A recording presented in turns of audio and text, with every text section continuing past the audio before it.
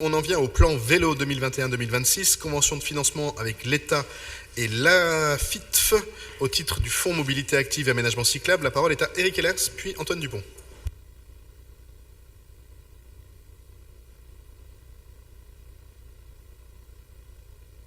Merci, monsieur le maire. Oui, nous avons déjà eu l'occasion d'aborder ce sujet lors de notre précédent conseil dans le cadre d'une question orale. Le projet qui est cette fois détaillé dans la délibération ne nous pose pas de problème sur la portion de l'avenue de la Porte de Clignancourt. Il va clarifier l'implantation respective des différents modes. En revanche, sur le boulevard Ornano, il nous semble totalement inadapté, comme il l'était apparu lors de la réunion que vous aviez organisée. Nous rejoignons pleinement l'avis des habitants qui s'étaient exprimés très majoritairement et également l'avis d'autres personnes qui ont pu nous en parler. Il y a une disproportion qui donne l'impression qu'il s'agit certes de favoriser l'usage du vélo, mais qu'il s'agit aussi et surtout de gêner la circulation.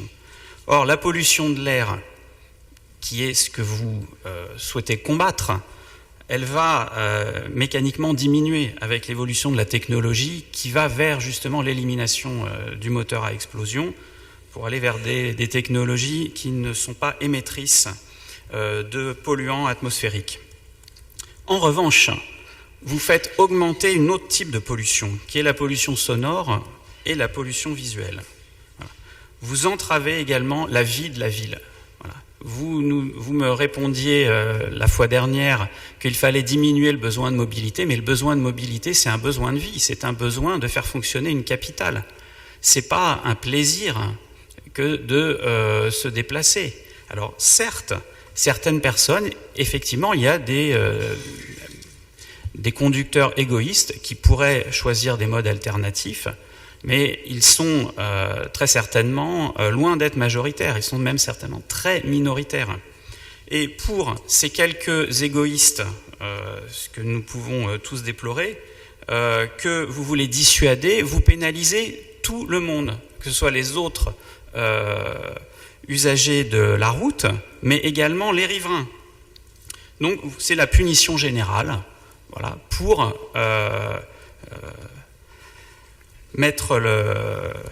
porter le fer sur quelques comportements inadaptés.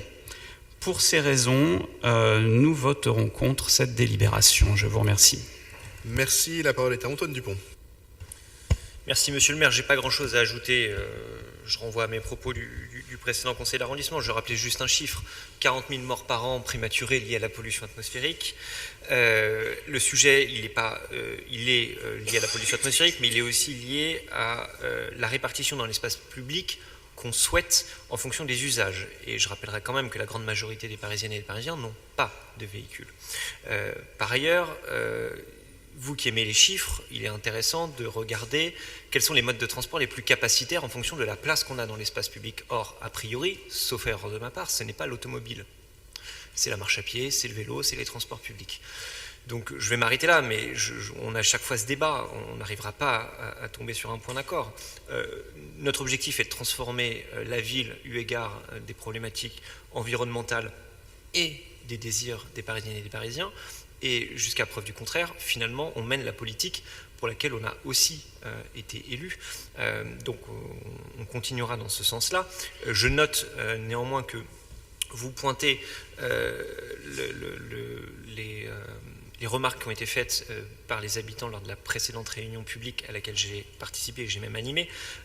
La réalité, c'est que quand on prend le temps d'expliquer ce pourquoi on fait ces aménagements et les contraintes techniques qui y sont associées, finalement, la grande majorité des personnes soutiennent le projet qu'on porte. Et alors, il y a aussi un sujet, et on ne va pas débattre de ça aujourd'hui, mais la grande majorité des Parisiennes et des Parisiens qui soutiennent la politique qu'on mène ne se déplacent pas en réunion publique. C'est un autre sujet, mais il y a aussi ça. Et vous oubliez aussi de souligner les cyclistes qui s'étaient prononcés lors de cette réunion en faveur de ces aménagements-là. Je pense que tout n'est pas binaire comme vous essayez de le montrer, mais se construit plutôt dans la cohérence, et je pense, je peux me tromper, mais je pense que c'est la politique que nous menons. Merci pour ces éléments d'explication. Moi, je pense que sur toutes ces questions, au bout du bout, il y a toujours un arbitre. Et que cet arbitre, c'est un peu le temps. Et je constate que depuis 20 ans que nous avons changé la politique de mobilité à Paris, c'est toujours les mêmes arguments qui sont échangés.